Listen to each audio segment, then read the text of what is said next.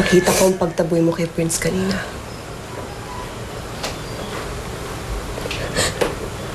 Sinaktan niya ako. Niloko niya ho ako. Huwag mo siyang intindihin. Huwag mo siyang bigyan ng karapatang saktan ka. Kaya kalimutan mo na siya. Wala siyang kwentang tao. Wala na siyang ginawa kundi mamirwisyo. Kalimutan mo na siya. Lira, hindi kayo bagay. Si Dennis. Kayo ang bagay. Kaya, kalimutan mo na siya at sasaktan ka lang niya.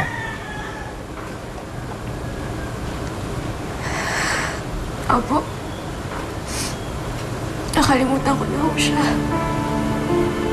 Tama.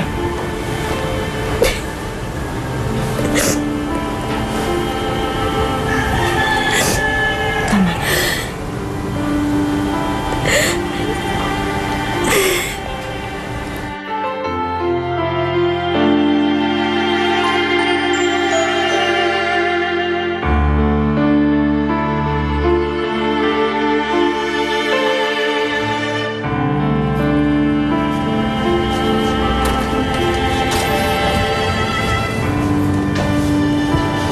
Dennis!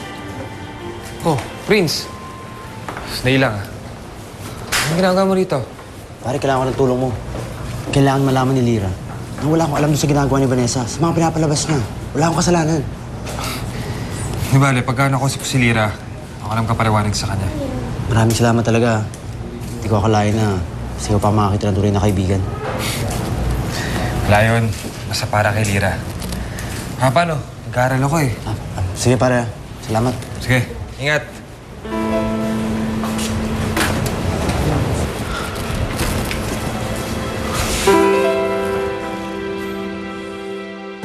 Zeni, nagpapasalamat nga ako sa iyo eh.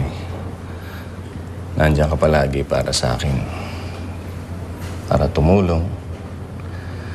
Kaya, walang kaduda-duda. Sigurado ako sa nararamdaman ko.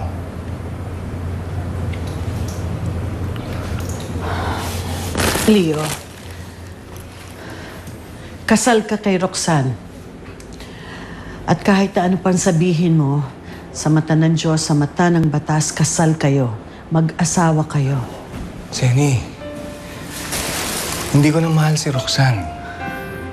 Kaya nga ako nakipaghiwalay sa kanya eh. Hindi ko na siya mahal, sigurado ako dun. At kung yung tungkol dun sa kasal ang problema mo, magpapaanal naman talaga ako eh. Yun naman talaga yung plano ko. Di ko alam, Leo. Pwede wag muna natin pag-usapan ito. Naguguluhan ako eh. Marami pa akong iniisip, Leo. Si Lira. Si Lira. Gusto kong makasama ulit si Lira. Zeni, pinapangako ko sa'yo, babawiin natin si Lira.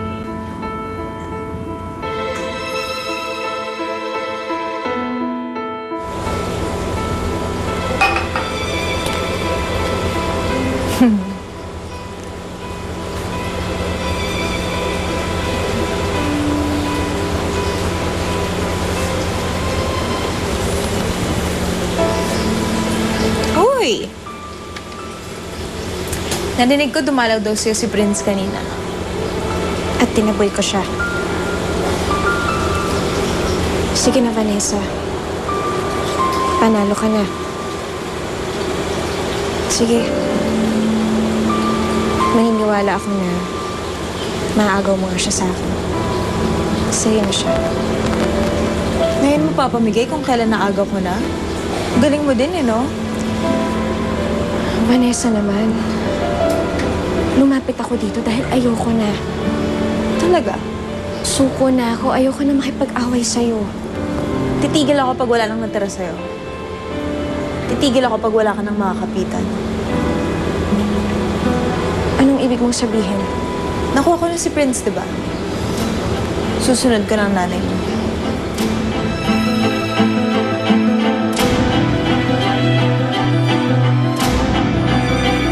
ko naman